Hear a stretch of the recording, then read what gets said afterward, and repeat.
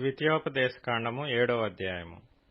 నీవు స్వాధీనపరచుకొనబోవు దేశములోనికి నీ దేవుడైన యెహోవా నిన్ను చేర్చి బహుజనములను అనగా సంఖ్యకును బలమునకును నిన్ను మించిన హిత్తీయులు, గిర్గాషీయులు, అమోరీయులు, కనానీయులు, పెరిజ్జీయులు, హివ్వీయులు, యెబూసీయులను 7 జనములను నీ యొద్ద నుండి వెళ్లగొట్టిన తరువాత నీ దేవుడైన యెహోవా వారిని నీకప్పగించినప్పుడు నీవు వారిని హతము చేయవలెను, వారిని నిర్మూలము చేయవలెను.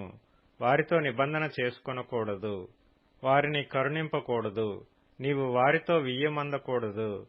వాని కుమారునికి నీ కుమార్తెనియ్యకూడదు, నీ కుమారునికి వాని కుమార్తెను పుచ్చుకొనకూడదు. నన్ను అనుసరింపకుండా ఇతర దేవతలను పూజించినట్లు నీ కుమారుని వారు మళ్లించుదురు.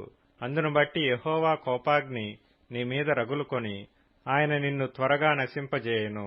కావున మీరు వారికి చేయవలసినదేమనగా, వారి బలిపీఠములను పడద్రోసి వారి విగ్రహములను పగులగొట్టి వారి దేవతాస్తంభములను నరికివేసి వారి ప్రతిమలను అగ్నితో కాల్చవలెను. నీవు నీ దేవుడైన యెహోవాకు ప్రతిష్ఠిత జనము. నీ దేవుడైన యెహోవా భూమి మీదనున్న సమస్త జనముల కంటే నిన్ను ఎక్కువగా ఎంచి నిన్ను తనకు స్వకీయ జనముగా ఏర్పరచుకొనెను. మీరు సర్వజనముల కంటే విస్తార జనమని యెహోవా మిమ్మును ప్రేమించి మిమ్మును ఏర్పరచుకొనలేదు. సమస్త జనముల కంటే మీరు లెక్కకు తక్కువే గదా. అయితే యెహోవా మిమ్మును ప్రేమించువాడు గనుకను, తాను మీ తండ్రులకు చేసిన ప్రమాణమును నెరవేర్చువాడు గనుకను యెహోవా బాహుబలము చేత మిమ్మును రప్పించి దాసుల గృహములో నుండియు ఐగుప్తు రాజైన ఫరో చేతిలో నుండియు మిమ్మును విడిపించెను.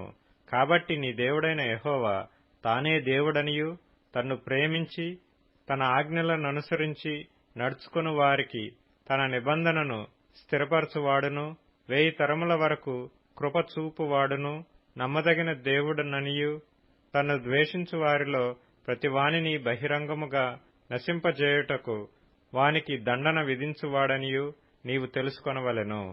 ఆయన తన్ను ద్వేషించు వాని విషయము ఆలస్యము చేయక బహిరంగముగా వానికి దండన విధించును. కాబట్టి నేడు నేను నీకాజ్ఞాపించు ధర్మము అనగా విధులను కట్టడలను మీరనుసరించి నడుచుకొనవలెను.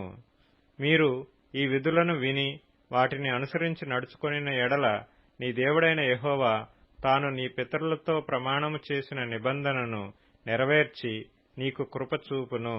ఆయన నిన్ను ప్రేమించి ఆశీర్వదించి అభివృద్ధి చేసి నీకిచ్చెదనని నీ పితరులతో